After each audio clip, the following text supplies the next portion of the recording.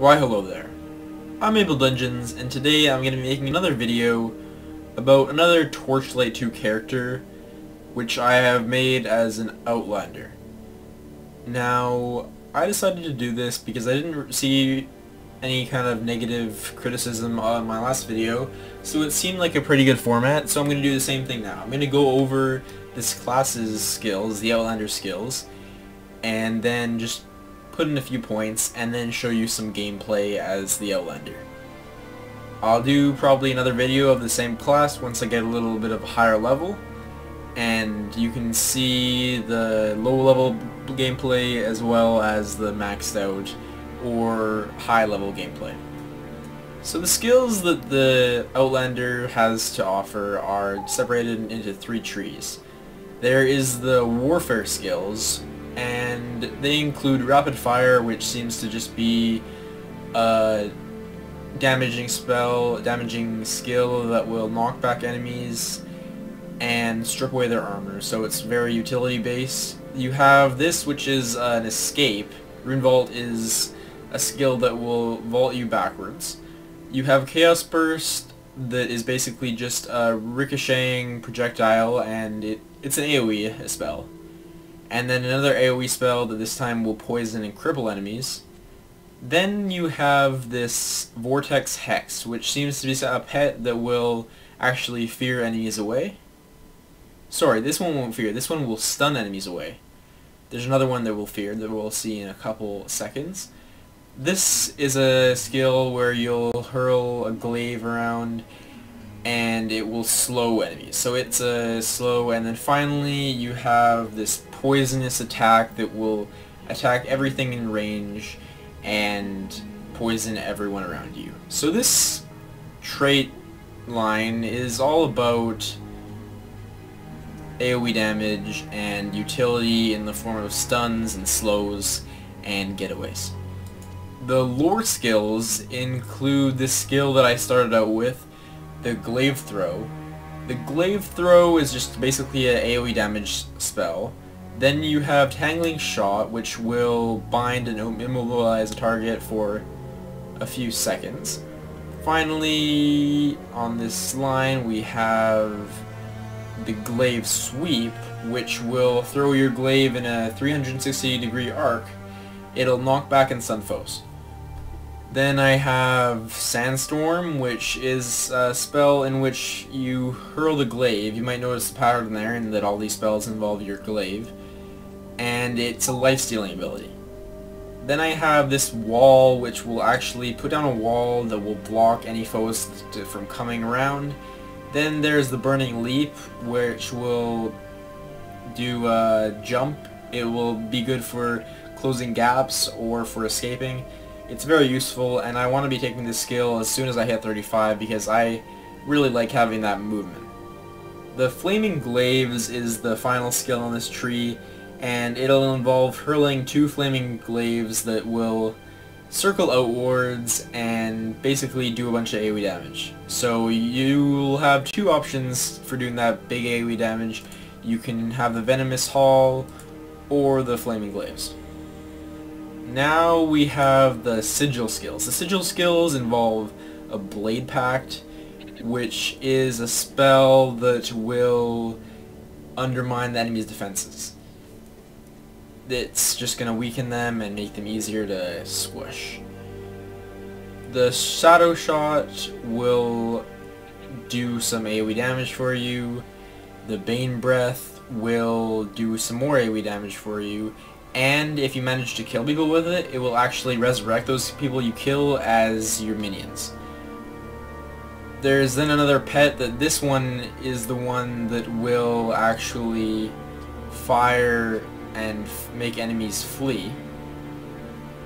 And then Stone Pack is similar to the other pact here, but instead of undermining their defenses, it will actually strengthen your defenses and heal you a bit. Shadow Mantle is another hex that will protect you from ranged attacks, so if you don't want to be shot from far away, then this is kind of perfect for you.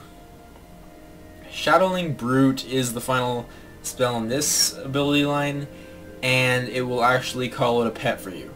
So as you may notice, this whole trait line is maybe focused more around pets, whereas these skills tend to be more focused around actually charging your bar. Something I might not have mentioned before is that all the glaive skills will actually charge up your bar here, and for this class the charge bar will actually make it so your chance to hit, as well as your attack speed, as well as your dodge chance and your cast speed go higher the higher your bar charges up.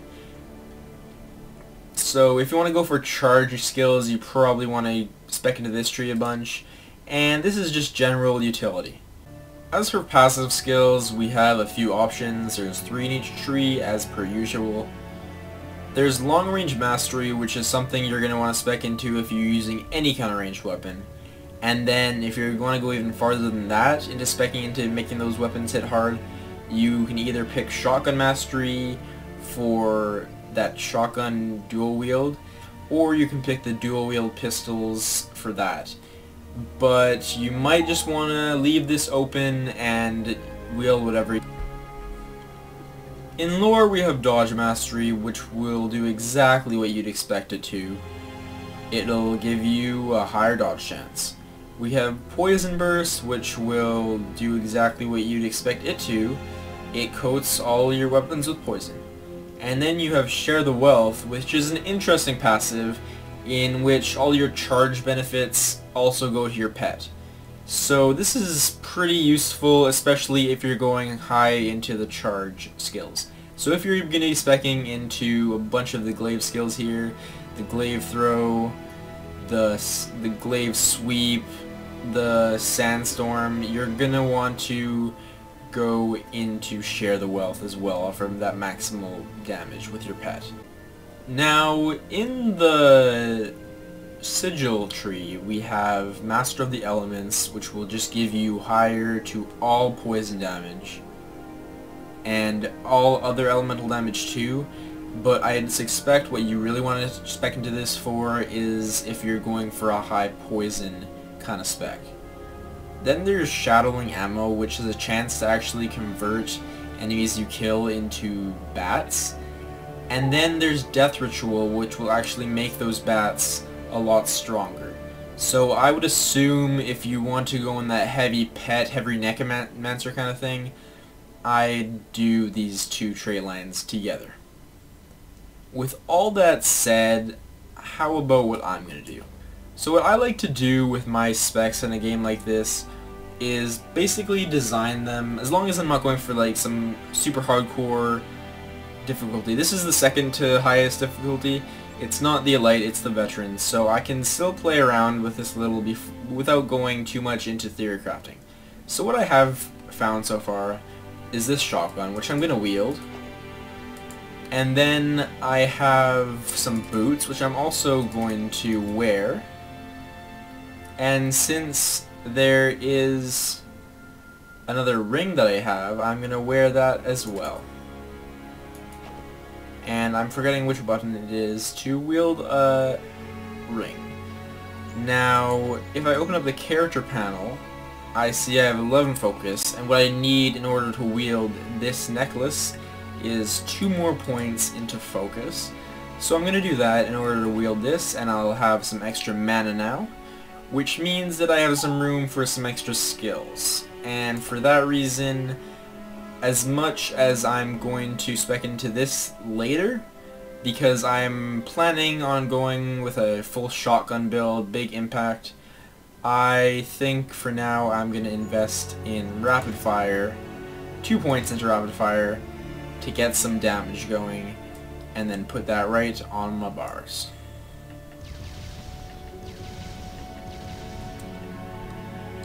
As for the rest of these points, I think I'm going to go for some heavier crit damage, so I think I'll dump them mostly in dexterity with a little vitality for that survivability aspect. With that done, I am going to go into some actual combat now, show you what that's like. You can expect another video coming probably a few days from now with a look at what this character is like at the end game, or end of the first difficulty kind of level. But for now, I hope you enjoy. I've been MapleDungeons. If you'd like to see more like this in the future, you can subscribe to my channel and let me know.